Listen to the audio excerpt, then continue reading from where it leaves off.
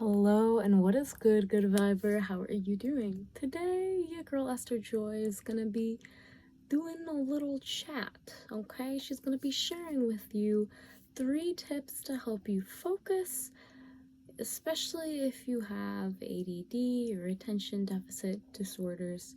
But yeah, we're gonna be focusing on the third eye in today's video, and I have 3 tips that I think you can practically use to assist you with your focus. So I do hope that you enjoy these and give your focus a workout by watching to the end of this video. Let me know what you learned or picked up along the way. Feel free to comment down below. Without further ado, fam, let's hop into it. So the first tip that goes with your third eye and focusing or reducing distractions. And that's pretty much it, reducing distractions. So tip number 1 is reducing distractions in your physical space. So what does this mean? You can kind of look around your room or your space or wherever you are right now. And needless to say, certain placements of certain objects will make it easier for you to do that behavior. Let's say your phone is right next to your bed. Chances are you're probably going to look at your phone when you go to sleep. Something that you could do to change this or to rearrange and reduce distractions in your physical space is quite literally rearrange your physical space. So thinking of what your habits are and how you can kind of optimize your surroundings to better adhere to your desired actions or what you're wanting to focus on. So if you have a vision board, this is a great place or great way to really get that in the forefront. Look at things that you know will allow you to further focus on what will assist you. If it's a to-do list, then make sure your to-do list is actually out somewhere in the open where you'll immediately see it. I like to use sticky notes. But yeah, that's tip number 1. It all goes back to reducing distractions. So before you even start putting a whole bunch of things, just reduce the things that you no longer need by putting them further away from you. Only you really know what that is. Maybe it's uninstalling some apps. Maybe it's, combing through and unsubscribing to a lot of things that are distraction, turning off your notifications. Okay, but yeah, that's number 1, reduce your distractions. Number 2 is pretty similar, and I know I was kind of going a little bit on a rant, but it really is having a clear focus for every day. And this is so simple, and I'm like, these tips that I'm sharing really are meant to be super practical so that you can do them right now. So yeah, it's super important for you to have something to focus on so that your attention doesn't wander around. Now, I've heard of people like painting or putting a dot a couple feet away from their bed and they'll just focus on the dot. But of course, focusing on something that is important to you doesn't have to look exactly like that. It does require discipline, and it does require you to position yourself in a place where you will focus on it. So that's why it's so important to reduce distractions so that you can focus on what is most important.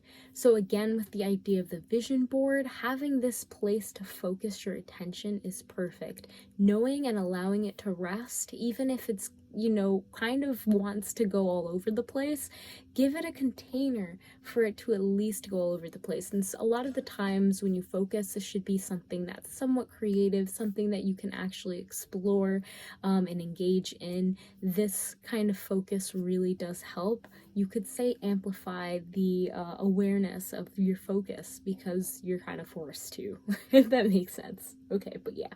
Focus.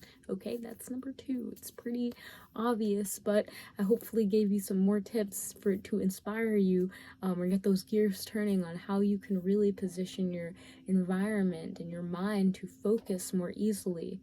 Even asking questions, I feel, are a great way to focus more refined on whatever it is you are wanting to bring more clarity to in your life.